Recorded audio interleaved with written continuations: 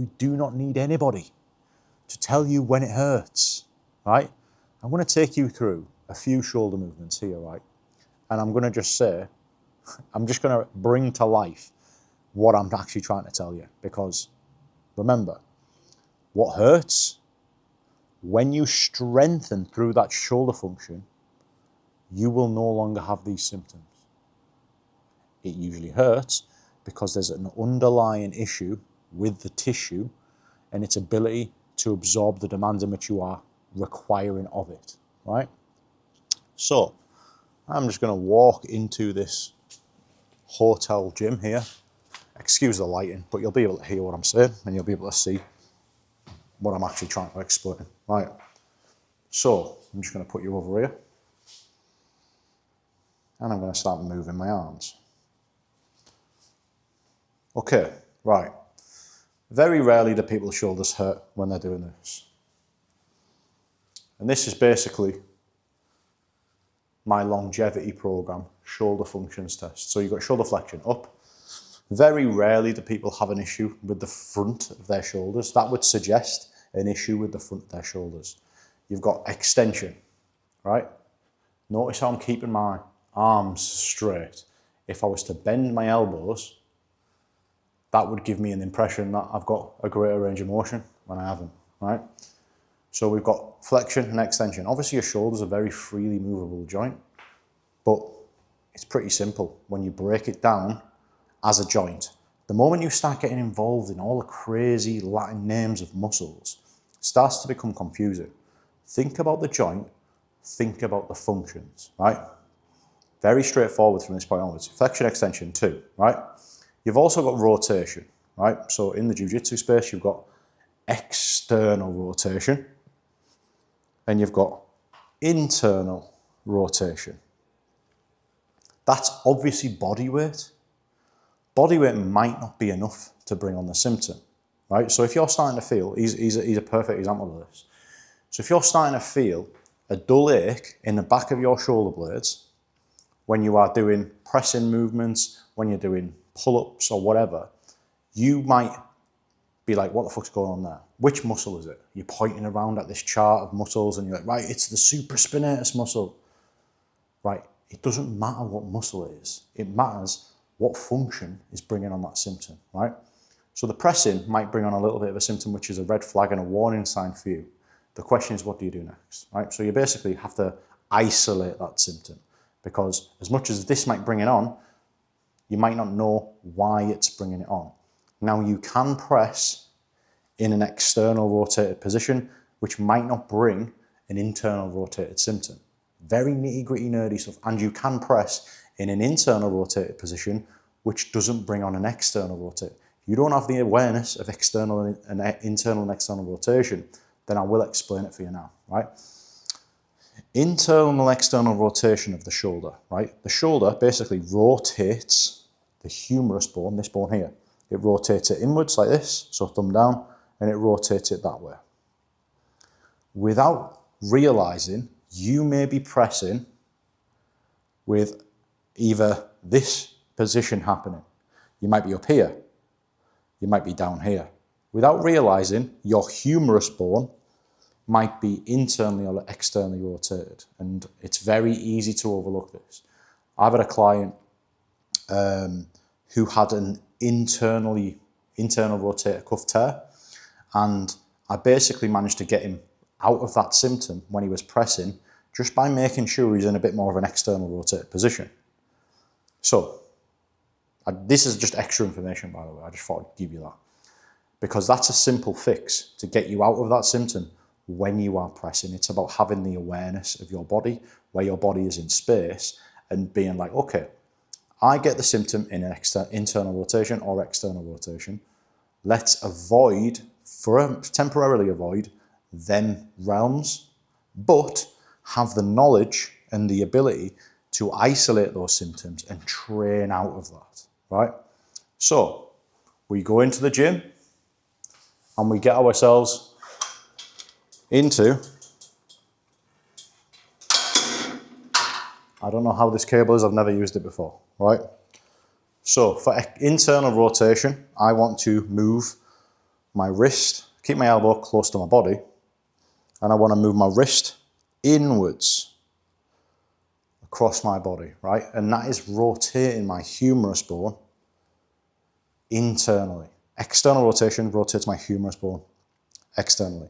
On the shoulder functions test that I showed you earlier on, I do it with high elbow because high elbow is a little bit more advanced than the low elbow version and it brings on the symptoms. When you go and see a physio, they will put you into probably a high elbow position. If that brings on severe symptoms, it very rarely does because it's body weight. You might be like, oh yeah, I feel that a little bit. You need to isolate it, right? So you need to go in here.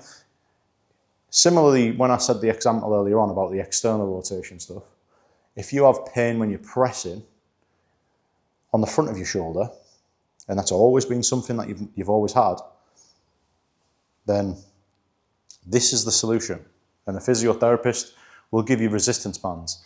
And the resistance band and a couple of resistance bands may help alleviate the symptom, but they're not going to strengthen the issue. They're not going to get rid of it, right? So the reason they're not going to get rid of it is because a resistance band isn't infinitely loadable.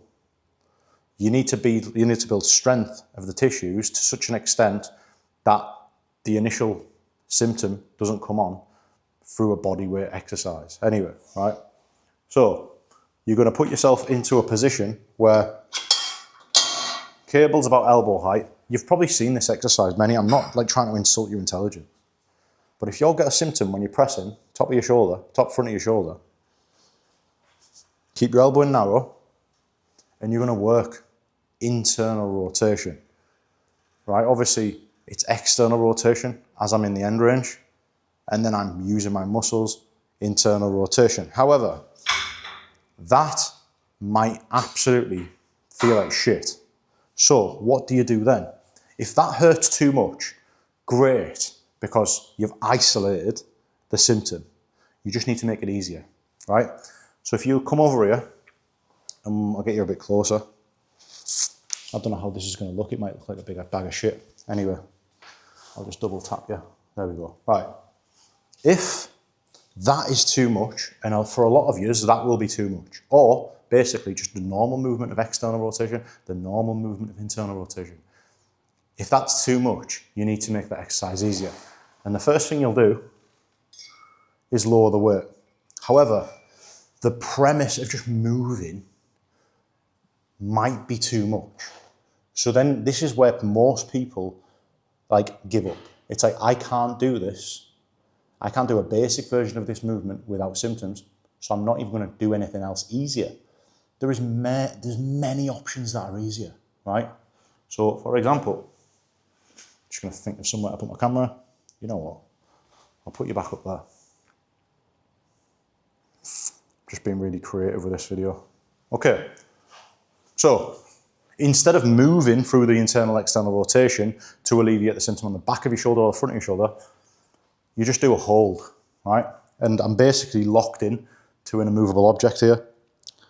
And and the beauty of this is I can pinpoint precisely where the symptom is. Is it at the end range? Cool. And I'm going to act like I'm internally rotating, but I'm not fucking strong enough to go through this metal bar and move it. So I'm going to hold this position here, good fundamentals, and I'm thinking about rotating my arm forward through the exact same movement I've done there. The beauty of this is I can find the exact joint angle, right? And I can also control the intensity.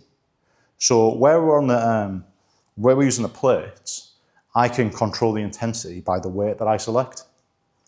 Here, I can go, okay, I'm only going to put in 3 out of 10 for effort. And I'm going to hold that, do a hold for 30 seconds to 45 seconds. You can repeat that 5 to 10 times a day. That's called an isometric contraction. That, in reverse, looks like this.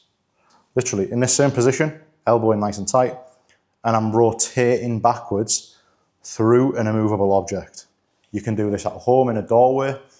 You can do this against a wall. It's absolute quality for getting yourself some momentum from the early parts of your program, because then you can build up into like your resistance bands. Then you can build up into your cables, You can up the weight in the cables.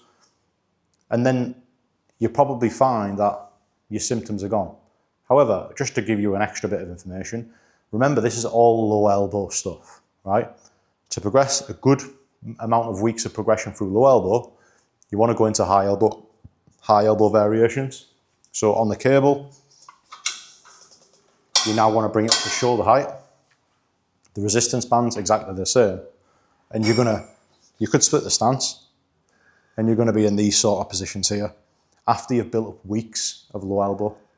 So this is shoulder stuff, and a lot of people are scared of the shoulder, and rightly so, right? If you have a massive imbalance of internal external rotator strength of the shoulder, your chance of dislocations is pretty high, right? And that's the reason I've actually created a free shoulder resource, shoulder rehab and strength system. First link in the description is for that. However, I do appreciate life gets in the way and family gets in the way, and it's really difficult to slot this training into your own life. That is the reason in which I created my one-on-one coaching service. Hopefully the video gives you enough motivation, confidence to do this on your own. You've got a guide there to help you out, but if you do need to work with me on a one-on-one basis to get rid of these issues for good and then beyond, then book on a call with me, we'll have a chat.